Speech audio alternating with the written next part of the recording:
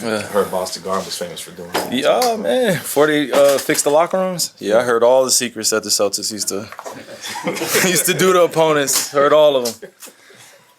All right, let's get started. Go ahead, guys. Kyrie, PJ talked about the other day. He talked about just you and some of the other veterans sharing your wisdom and knowledge for guys who are about to participate in their first playoffs. Just what was the message you were trying to get across?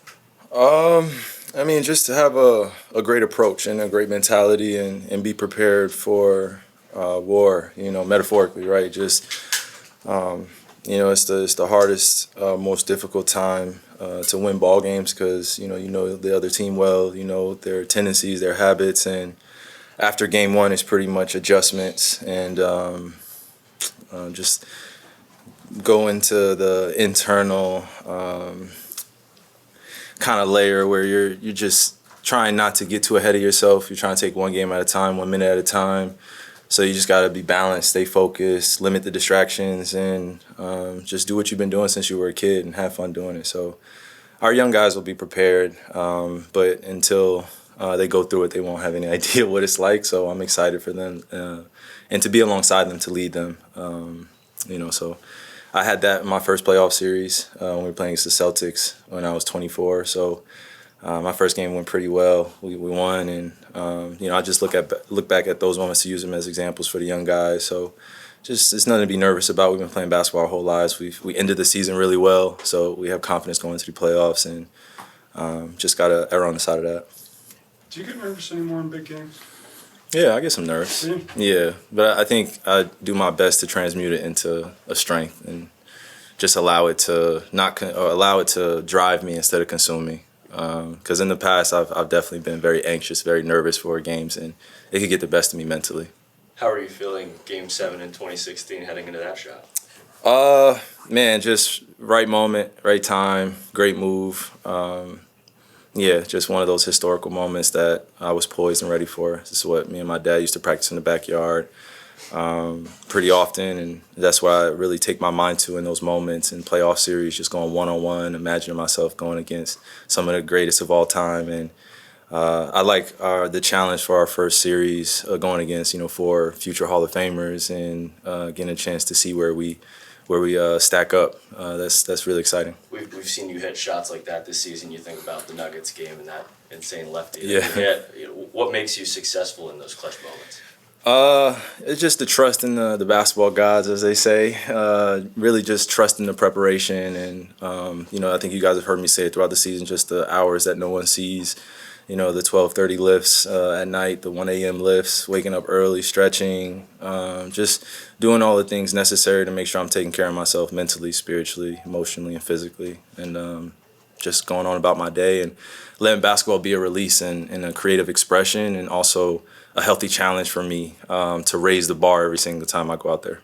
Can you compare where this team is right now entering the playoffs to any of the other teams that you and then just is this team playing better going to the playoffs than the other team you've been part of? Nah, man, comparisons is a thief of joy, especially when you're trying to compare teams because you play with so many different great players. But for me, it's my first 50-win season or 6 years, so I don't take that for granted. It took a long time to get here. I know what it feels like to fail for the past 6 years and not reach, our team goals or individual goals. So I use that energy to get me prepared for what's coming and just let the controllables be controlled, and then be prepared for kind of the unknown and just dig deep into that will that I have inside to lead some of these guys, and also let them lead me because I'm going to need a lot of help in these series too. So you're going into your first postseason with Luka Doncic as his teammate. What does that mean to you, and what have you guys talked about what this time means for you guys to be able to help lead this team? It's exciting. I think we know what we're both capable of. I think you have seen it throughout this season where we really raise our level in big games going against some of the greatest players in our league, and we want to be challenged by the best, and I think that's the championship pedigree you need, the integrity you need of just welcoming all challengers and just letting basketball be basketball, man.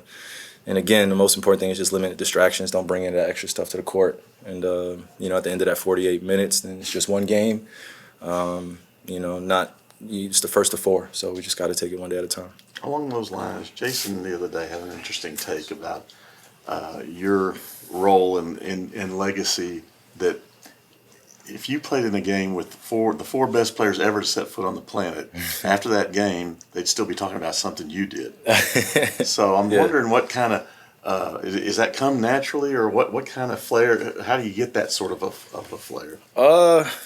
I believe part of it is innate. It's in my DNA. I mean, my grandparents have played basketball. My dad played basketball. My mom played basketball. But I also grew up in the five boroughs of New York, playing outside, playing indoor.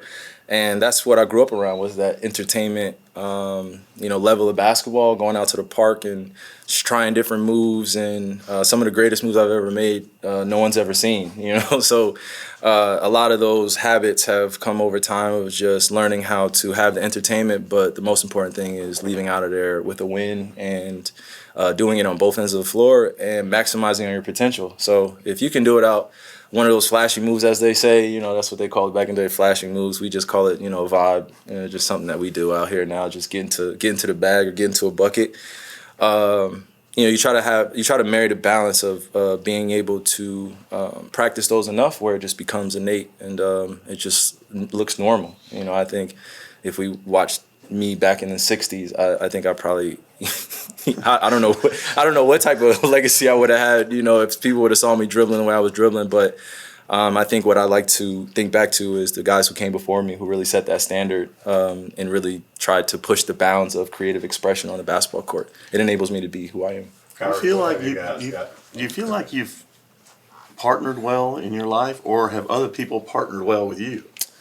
I think it's been both. I play with a lot of high-level thinkers, a lot of high-level players, and a lot of players that put pressure on themselves to succeed.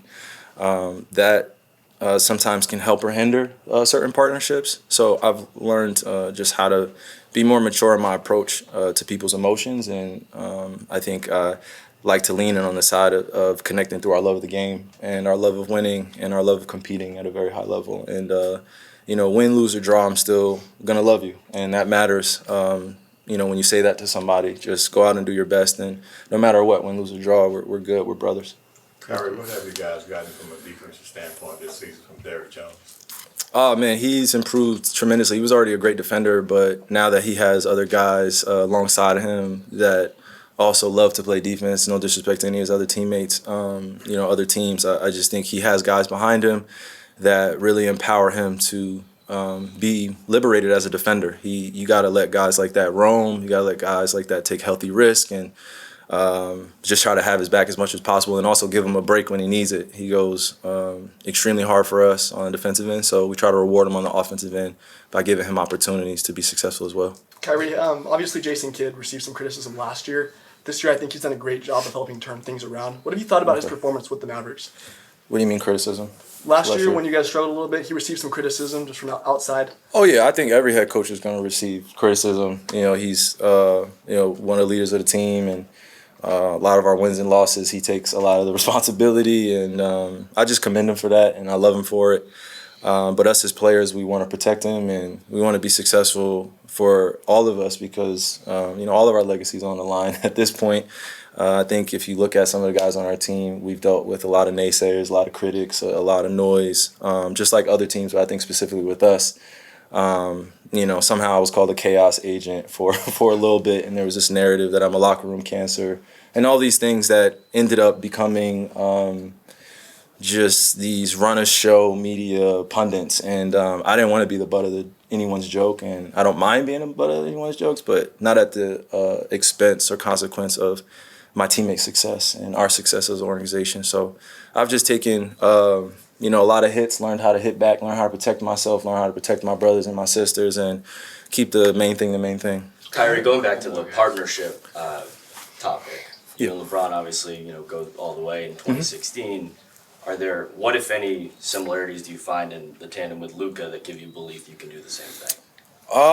Again, like comparison's the thief of joy, so I do my best to put those moments in my career as like chapters and something in the past. But what I can learn from that chapter, what I had with Bron was we just had a fluidity of just where we were going to be on the court, and we knew where we wanted the ball, and there was a mutual respect there. And when it was his time to take over games or it was my time to take over games, we allowed each other to do that. And also we had to have some, kind of mother effer moments to each other where we challenged each other. And, you never saw us get in each other's faces as often or anything like that, but we did challenge ourselves, and thus us challenging each other, we were able to challenge everyone on the team to be better. So I think that's what enabled us to be successful in 2016. And I think me and Luka are doing the same thing here. When you have somebody that can be challenged, and I could look to Luka and be like, hey man, like, come on, turn this ish up a little bit, or he'd be like, all right, come on, Kai, say it in his language, or he'll say something to me, and it even is a more of an encouraging, celebratory moment. Like, just getting somebody going on a positive note goes a long way. So I feel like that's a similarity of just keeping the positivity going. But when the going gets tough, you have somebody that's in the foxhole with you that's ready to go and shoot all their ammo out until they're empty. You need people like that that's not afraid to empty their clips. Team USA announced its basketball roster for the Olympics. I think a lot of us were surprised you weren't on it. Did you want to play on it, Kyrie? Yeah, I would have loved to. But I think I wish my brothers well, and I just didn't fit into this team. And I think the deliberation process was a tough one. But again, I have nothing but respect for those guys over at USAB. At this point in my career, I think my focus should be on winning the championship, and in the summertime, just going to support those guys when I get a chance. But yeah, I grew up in a time too. I wanted to say this. I grew up in a time too where we actually had to try out for USAB, and we did meet up as a group and as peers, and there was a mutual respect that we earned from one another and trying out and then seeing what five meshed well. So I think obviously the timing's a little bit different. But yeah, I kind of miss those days of just being able to get everybody together, break bread, and then compete against one another. And then the deliberation process happens at the end of like the 4 days or 5 day process, even though people know who's going to be on the team. You know what I'm saying? So I miss that fun part of it, of just getting together. But I wish my brothers well. Yeah. Just lastly, in terms of going into game one, you said coming out of game one, you make adjustments for the rest of the series. Do you use that game one as like a feel-out game where you see what works and see what doesn't? Yeah, I guess you can call it a fill-out game. I think it's more or less just the beginning of a chess match. You just trying to think 3 moves ahead, trying to see different things that your opponent's going to risk. What are they going to show? And I've been able to play under T-Lou for a little bit, so I feel like I know him well enough at this point. He knows me well enough, but I'm at a different place in my life. He's at a different place in his life. I'm not the young kid, 24, that he can just, probably put in these predicaments and throw the ball around the place. So I kind of know what to expect, but also I'm intrigued to see what adjustments he's going to make.